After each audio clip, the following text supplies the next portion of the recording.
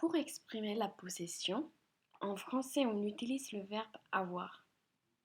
J'ai un vélo.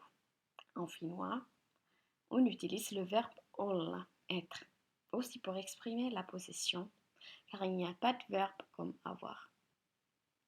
Pour que le verbe olla ait un sens de possession, nous avons besoin de la construction de possession, omistuslause en finnois. Le verbe olla est donc aussi bien le sens du verbe être que du verbe avoir.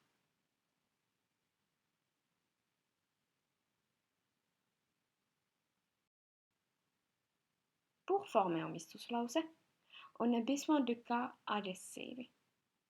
Celui qui possède est décliné à l'adhesive.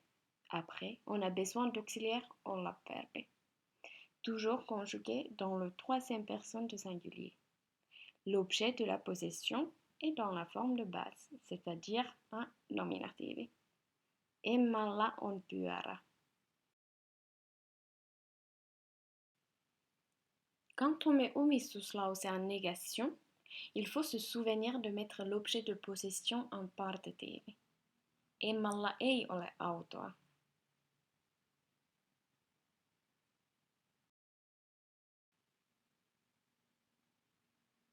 Pour demander la possession, on peut utiliser la suffixe ko, qui s'ajoute au verbe olla, toujours conjugué dans la troisième personne du singulier. Celui qui est supposé être le possesseur est all'adhesive. Onko sinulla auto? Est-ce que tu as une voiture?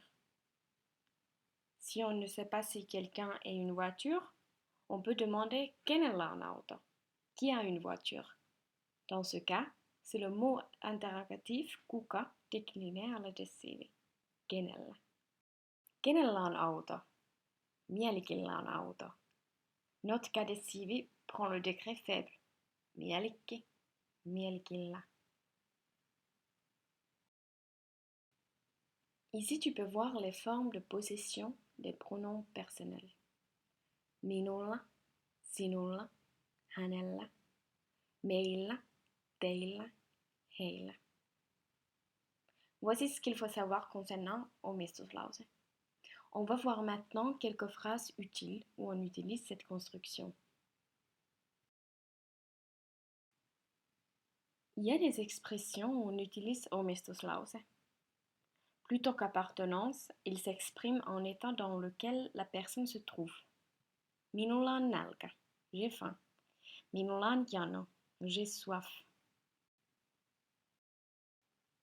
Minulla on kiire, je suis pressé. Minulla on kuuma, j'ai chaud. Minulla on kylmä, j'ai froid. Note qu'il n'y a pas de partititive en négation dans ces expressions. Minulla ei ole kuuma,